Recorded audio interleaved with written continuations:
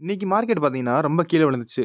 So market கீழ விழுந்ததுக்கு Nifty 50 தான் காரணம். ஏன்னா, ஒவ்வொரு போர்ட்ஃபோலியோலயும் ஒவ்வொரு ஸ்டாக் வச்சிருப்பீங்க நெறைய பேரு. பட் நிஃப்டி 50 கீழ விழுந்தா எல்லா ஸ்டாக்கும் குறைய தான் செய்யும். இன்னைக்கு நிஃப்டி 50 வந்து பார்த்தீங்கன்னா, 0.9% கீழ விழுந்திருக்கு. 25,000 பெரிய சப்போர்ட்ட வந்து உடைச்சுட்டாங்க. ஸோ மேக்ஸிமம் நீங்க வந்து ஸ்மால் கேப் ஸ்டாக்ஸ்லாம் நெறைய வச்சிருந்தீங்கன்னா, மிட் கேப் ஸ்டாக்ஸ்லாம் நெறைய வச்சிருந்தீங்கன்னா, ஸோ உங்க போர்ட்ஃபோலியோ பார்த்தீங்கன்னா, ஒரு மாரி ரெட்டிஷ்ஷா இருந்திருக்கும். ஸோ இன்னைக்கு கீழ விழுந்ததுக்கு காரணம் என்ன அப்படின்னு பார்த்தீங்கன்னா, 3 காரணம் இருக்கு. ஸோ 3 காரணம் என்னென்ன அப்படின்னு பார்த்தீங்கன்னா, ஸோ ஃபர்ஸ்ட்டு காரணம் பார்த்தீங்கன்னா, நேத்து அதாவது அமெரிக்கா இண்டெக்ஸே பார்த்தீங்கன்னா 0.7% வந்து கீழ க்ளோஸ் ஆயிருக்கு. இது ஒரு ஹிண்ட்டா இருந்துச்சு. கீழ நாளைக்கு வந்து மார்க்கெட் வந்து கீழ ஓப்பனா இருக்கும் அப்டின்ட்டு. ப்ளஸ் இன்னைக்கு காலையில பார்த்தீங்கன்னா, ஜப்பான் மார்க்கெட்டும் 0.88% வந்து கீழ விழுந்திருக்கு. ஸோ அடுத்து இன்னைக்கு காலையில கிஃப்ட் நிஃப்டி பார்த்தீங்கன்னா, 6:30க்கு வந்து ஓப்பன் ஆகும். ஸோ இந்தியாவோட கிஃப்ட் நிஃப்டி அப்டின்னு சொல்லுவாங்க. ஸோ அதுவே பார்த்தீங்கன்னா, இவ்ளோ பெரிய கேப் அப் வந்து குடுத்துருக்கு. ஸோ நேத்து பார்த்தீங்கன்னா, இங்கனக்குள்ள க்ளோஸ் ஆச்சு. இங்கனக்குள்ள க்ளோஸ் ஆயி இன்னைக்கு காலையில 6:30க்கு பார்த்தீங்கன்னா, இங்கனக்குள்ள ஓப்பன் ஆயிருக்கு. ஸோ பெரிய கேப் அப்பா இருந்திருக்கு. ஸோ அதனாலேயே இன்னைக்கு நிஃப்டி வந்து ஓரளவுக்கு கொஞ்சம் கீழ தான் ஓப்பன் ஆக போகுது அப்படிங்கிற ஒரு ஹிண்ட் வந்துச்சு. ஸோ என்ன காரணம் அப்படின்னு பார்த்தீங்கன்னா, இந்த 3 காரணம் தான்.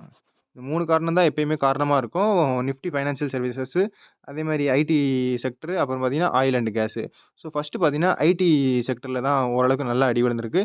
ஸோ யார் அடி குடுத்தா அப்படின்னு பார்த்தீங்கன்னா, ட்ரம்ப் தான் அடி குடுத்தாரு. ஸோ இவர் என்ன பண்ணாரு அப்படின்னு பார்த்தீங்கன்னா, இவர் என்ன சொன்னாரு, நேத்து ஒரு நியூஸ் வந்துச்சு.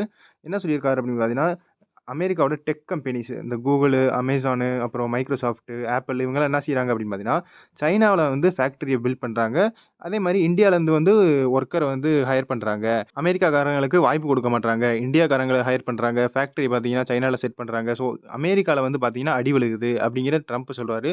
ஸோ அதனால இவரு என்ன சொன்னாரு அப்படின்னு பார்த்தீங்கன்னா, வொர்க்கர்ஸ் இன் இந்தியா ஓவர் அப்படிங்கிற ஒரு பாயிண்ட்ட சொல்ட்டாரு. ஸோ அதனால பார்த்தீங்கன்னா, இன்னைக்கு ஐடி செக்டர் வந்து ரொம்ப கீழ விழுந்துச்சு. ஸோ ஆனா இந்த பேச்சு பார்த்தீங்கன்னா, விப்ரோவோட ஷேர் பார்த்தீங்கன்னா, இது வந்து நியூயார்க் ஸ்டாக் எக்ஸ்சேஞ்ச். ஸோ அமெரிக்கால இருக்கிற ஷேர். ஸோ இந்த நியூஸ் வந்தோனே பார்த்தீங்கன்னா, 1.67% வந்து நேத்து நைட்டே பார்த்தீங்கன்னா, அமெரிக்கால வந்து கீழ விழுந்துருச்சு விப்ரோ. அதேமாரி இன்ஃபோசிஸ் பார்த்தீங்கன்னா, 4% வந்து கீழ விழுந்துருச்சு. அந்த ஒரு நியூஸால ஐடி செக்டர்னால. ஸோ அதனால அது ஒரு காரணமா இருந்துச்சு. ஸோ செகண்ட் காரணம் பார்த்தீங்கன்னா, நம்ம இந்தியால இருக்கிற Bajaj finance. So Bajaj finance பார்த்தீங்கன்னா, இதோட ரிசல்ட் வந்துச்சு நேத்து. அதாவது தேர்ஸ்டே வந்து ரிசல்ட் வந்துச்சு. தேர்ஸ்டே ரிசல்ட் வந்து எப்பயுமே பார்த்தீங்கன்னா, இப்ப ஃப்ரைடே தான் ரியாக்ஷன் காமிக்கும்.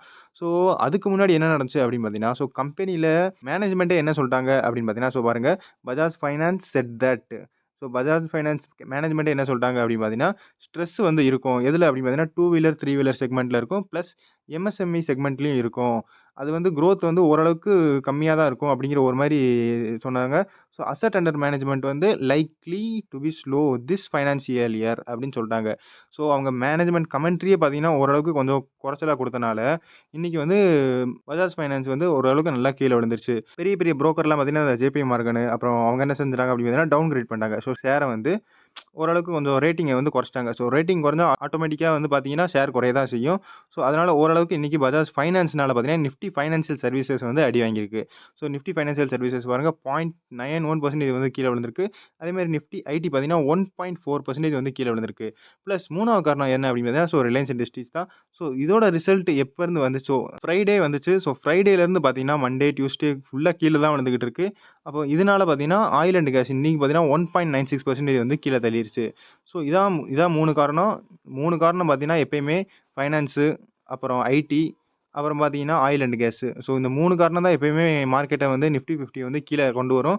ஸோ நிஃப்டி 50 கீழ வந்தாலே பார்த்தீங்கன்னா, உங்களோட மிட் கேப் ஸ்டாக்ஸ் வச்சிருந்தீங்கன்னா, ஸ்மால் கேப் ஸ்டாக்ஸ் வச்சிருந்தீங்கன்னா, பிளஸ் லார்ஜ் கேப்ல தான் இருக்கு. லார்ஜ் கேப் ஏதாவது வச்சிருந்தீங்கன்னா, எல்லாமே வந்து கீழ கொண்டு வந்துரும். பிளஸ் இன்னைக்கு மிட் கேப்லாம் பார்த்தீங்கன்னா, 1.5% கீழ விழுந்துச்சு. அதேமாரி 2% கிட்டலாம் ஸ்மால் கேப் ஸ்டாக்ஸ்லாம் கீழ விழுந்துச்சு. ஸோ இதனால போர்ட்ஃபோலியோ வந்து ஓரளவுக்கு கொஞ்சம் ரெட்டிஷ்ஷா இருந்திருக்கும். ஸோ இந்த வீடியோல அவ்வளோதான். அடுத்த வீடியோல பார்ப்போம். நான் தான் ஸ்டாக்கர். Good bye.